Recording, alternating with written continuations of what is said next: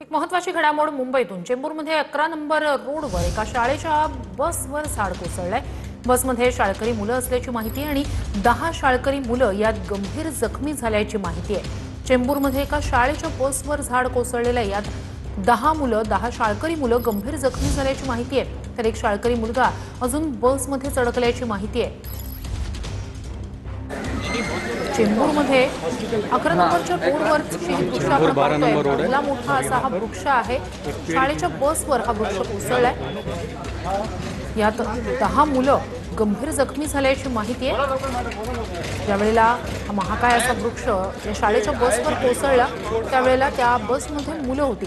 अधिक या सगळ्या संदर्भात जाणून घेऊया आपले प्रतिनिधी गिरीश गायकवाड यांच्याकडून। गिरीश, आत्ताची नेमकी परिस्थिती काय आहे? एक मुलगा आतमध्ये बसमध्ये अडकला होता असं कळतंय, त्याला रेस्क्यू करण्यात आलंय का?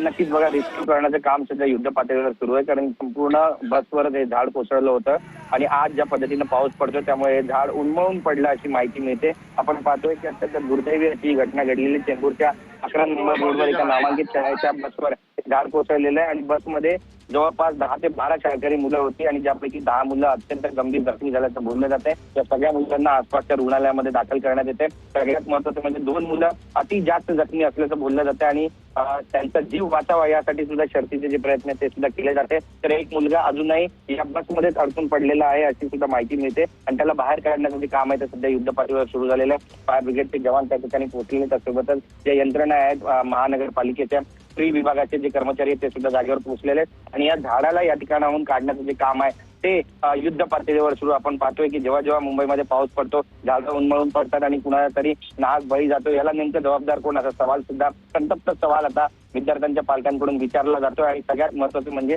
याची जबाबदारी आता तुम्ही घेणार आहे का हे सुद्धा पाहणं तितकंच महत्त्वाचं ठरणार आहे। नक्कीच अपडेट्स तुमच्याकडून घेत राहणार आहोतच। तुर्तास धन्यवाद गिरीश, तुम्ही दिलेल्या संपूर्ण माहितीसाठी। तर चेंबूरमध्ये 11 नंबरच्या रोडवर एक महाकाय असा वृक्ष शाळेच्या बसवर कोसळलेला आहे।